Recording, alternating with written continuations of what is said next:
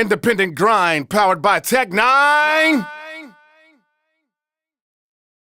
All right. So for those who don't know, do you mind telling us a little bit about, what you were doing before you got into the music scene? Because I believe you were in, just business. I forget what exact company you were working for, but it was a little bit before you got into music. So do you mind touching base on that a little bit? Sure. Yeah, prior to Funk Volume, I was nowhere near music. I graduated from college in 2002 and became an internal auditor for Wells Fargo for about a year and a half. And then I got the opportunity to work on a project for Goldman Sachs, an investment bank in London. And I worked out there for about a year and a half. So all financial services related. And then I went to business school. So still not thinking about music at all. Just a fan of music. Went to business school at Stanford. I think this was the years 2005, I graduated 2007. So from 2005 to 2007. And then when I graduated from business school, I became a management consultant for a company called Deloitte Consulting, doing strategy and operations work. So still nothing in regards to music. And then about a year after that, the economy was pretty bad and I was caught in the first round of layoffs. And that's when I was approached by my brother, Swizz, who said he wanted to drop out of school and take music more seriously. At the time he had a friend he introduced me to, Hobson. He was signed to a label at the time, Ruthless Records, but, was kind of frustrated with that situation. They wanted to do their own thing. So that's how I started getting into music. Were you always like heavily invested in the rap, or was it just something that music came and you decided to get on the bandwagon? No, just a fan. I mean, growing up listening to rap music. Also a big R&B fan. So just music in general. My older brother, he was more East Coast head growing up with Wu-Tang, Helter Skelter, DOS Effects. So I was introduced to a lot of those acts. I liked Exhibit. I liked the Fugees. So I got a good taste of hip hop, and we used to watch Rap City growing up, all the videos. So I've always been around it, always been a fan. I was a big DMX fan. But I was a fan, but I was never more than a fan up until that point of music.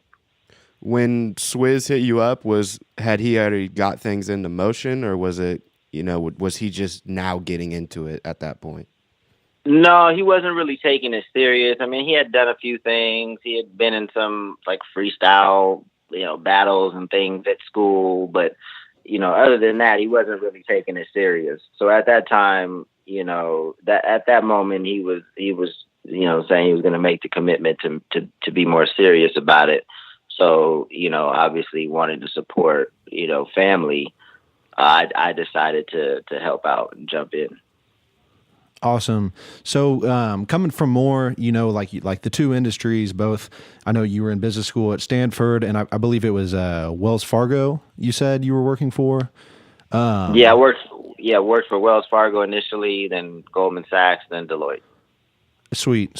So, making that transition from banking and the financial industry, how was it getting into music? I mean, were you able to implement a lot of things that you had learned from business school and working for these different companies? I mean, or did you kind of have to, totally start over and really start to adjust to the music industry?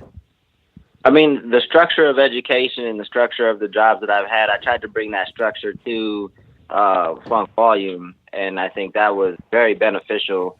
But just in terms of how people in the music industry operate and how things get done, it was a lot different. I think in the corporate world, you have kind of a baseline of skill set and competence and professionalism that everybody meets, so that if you're working for a corporate company, if you email somebody, they're going to email you back. If you call somebody, those are just base level things that if you don't do, you'll probably get fired. Whereas in the music industry, it's kind of all over the place. You're gonna find some people that have that base level of professionalism, but then you're gonna deal with people that don't have that and never had structure, maybe never even held a regular job. So you're dealing with a much wider range of people and backgrounds, because on any given day, you could be dealing with the artist, you can be dealing with other artist managers, you could be dealing with artist family, artist homies, or you could be in a corporate setting talking about, potential sponsorship opportunities. So it's a much wider range of people that you deal with. And, it also, it kind of makes you grow as a person, helps you develop, better communication and just professional skills, because you're dealing with a wide range of people. Yeah, definitely. So, after you got all that stuff started, and you and Swizz, and I know you mentioned Hobson, but then you also started, and we were talking about this in the office earlier. I find it interesting that eventually you guys even branched out to like Atlanta with Jaron Benton. I know Dizzy's a Vegas guy. How did you guys eventually had quite a few dudes on the label on Funk Volume. How did you go about signing these other guys? I mean, especially with guys like Jaron Benton that are located so far away. Was that a previous relationship that you had, or was it just kind of he messed with what you guys were doing, or how'd that all come about? Yeah, so the strategy and the approach with Funk Volume was, if we were going to bring somebody on, we wanted to capture a different sound, a different perspective, a different demographic, so that we continue to diversify the roster and satisfy a lot of different hip-hop fans' tastes. So, it was intentional that we sought people that were either different from a demographic standpoint, a sound standpoint, perspectives. So that was intentional. We didn't know Dizzy or Jaron prior to them joining Funk Volume. Those were relationships that were built, over time, getting introduced to them as we were, running the label. Nice. Yeah, that's awesome. I always find that interesting how that they just, how those sort of situations and relationships come about. And then, just kind of after doing some research and stuff, we understand that you actually had a distribution deal with Warner, which I feel like with all these smaller guys, a lot of people tend to get it fucked up with what that actually means. Do you mind breaking down, because you guys were independent with the distribution deal. Can you kind of break down what it was that Warner did to help you guys? Sure. So just a distribution deal means that your distributor is not going to control the creative. They're not going to own any of the music. They're purely there for distribution. And then we also leveraged some of their PR help and some of the other things that they did, but they did not own, any of the music. That might be a huge difference as opposed to signing directly with Warner. So we felt like that situation made sense because, they weren't asking for a big percentage of our music. So when you work with a distributor, they get paid on a percentage of sales basis. So it might just be 20%, it might be 15, 20, depending on the deal that you get. So we thought that was an ideal situation for us because, one, it wasn't that big of a percentage, and two, we can now leverage the resources of a major label, have access to, but still be able to operate independently, and without a huge upfront cost. I guess the other thing we could have done was hired a bunch of people in-house and continue to build things out. The problem with that is that once you hire people, now you have those people on payroll, and you're going to have to pay those people whether the label's doing well or not. So as if we're on a percentage of sales deal with Warner, they're only making a percentage on what we make. So we don't have overhead every month that we have to pay for. So I just thought from a business perspective to set things up that way, to have that flexibility and not to put pressure on guys having to constantly put out music in order to pay our bills. That made a lot of sense from that standpoint as well. Other than the clear, obvious choices of being successful and making money and stuff like that, what was your guys' goal that you guys saw with Funk Volume? Was it to eventually get signed under a major, or, what was that process? Well, I think that we just wanted to, contribute to bringing that originality back, bringing it back to actually caring about your craft and actually having people that rap really well.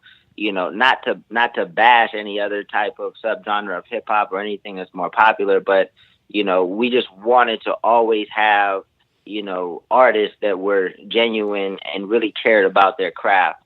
So we wanted to put out quality music. And as the label grew, if it got to a point where, you had 10 different artists, you can be sure that because we attempted to diversify with every new artist that we brought on, we would hope that once we had 10 artists, you would think that no matter what your style is of hip hop, we had somebody on the label that, suited your taste. For sure. Yeah. Dizzy bringing, he could hop on some trap beats, and I know him and Demrick do the whole smoking thing. And then you got Jaron with like the down south kind of touch, almost like a Big Crit, something like that.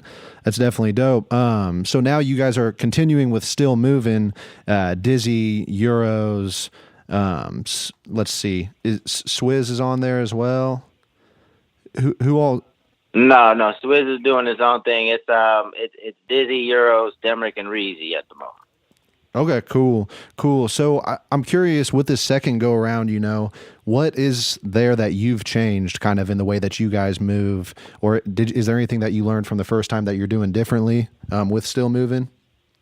A lot of it's the same. It's just kind of building a platform so guys can support one another, cross promote one another. Just have where we're changing is, I guess, is just much more positive energy. This go around. Everybody. Where we talked about it before, where we didn't have those relationships in place to get Jaron and to get Dizzy. We got very talented individuals, but we had to try to make it work because we pulled these cats from different areas. They weren't already friends, so that kind of needed to be cultivated. Whereas, with this collection of artists, there's already a relationship in place. They've already worked a lot together. It works more seamlessly, and the energy is just a lot more positive. Mm-hmm, definitely. And yeah, like I said, with Demrick and Dizzy doing that project, you can tell that there's already a lot of chemistry. I know that you said some of the guys are touring with each other and some stuff like that. So yeah, it sounds like it's a great thing going right now. Just a couple other questions as far as the industry changing. I know, you really have a good hold on it. Right now the industry is really all you hear about is tour, merch, and streaming. But is there any other major factor that you're predicting will come into play, or will any of those change? Just different things that you think artists are going to become more focused on? No, I mean, I think, today, the revenue any single revenue stream is not as much as it once was, but now we have a lot of different revenue streams that you have to be educated about so that you collect everywhere you're supposed to collect, right? So we didn't have Sound Exchange 10 years ago, or maybe we did 10 years ago, maybe 15 years ago, or you couldn't make money on YouTube, X amount of years ago. You didn't have Patreon. We didn't have all these different opportunities to monetize your craft. So I just think it's really important to continuously educate yourself, because I think that new revenue streams are going to present themselves, much like streaming has, become a dominant revenue stream. And if you're continuously educating yourselves on what's being developed, you can kind of be a first mover on that and just make sure that you're collecting what you're supposed to collect or can collect, opportunities to collect. Absolutely. I agree 100%. And it's crazy because the shit's just always changing, and being ahead of the curve is always a good look. Well, yeah, I think that just pretty much does it for our questions and everything. But as far as the guys coming out with new music, are there any tours you guys are putting together, or anything that we should be on the lookout from any of the guys on Still Movin'? Yeah, no tours at the moment, but Dizzy's close to wrapping up a project. Not sure what the release date is. It's the Golden Age 2. Which is the follow-up to, obviously, the Golden Age, the first one that did really well. So he's working on that. And then Euros is also working on a couple of EPs. So Euros raps, but he also sings. So, he's gonna make one EP that's more R&B focused and another EP that's more rap focused and release those. So definitely some quality music coming out fairly soon. This is the genius, Chris Calico. Cali, baby. Letting you know you're tuned into Tech Nine's Independent Grind on Dash Radio.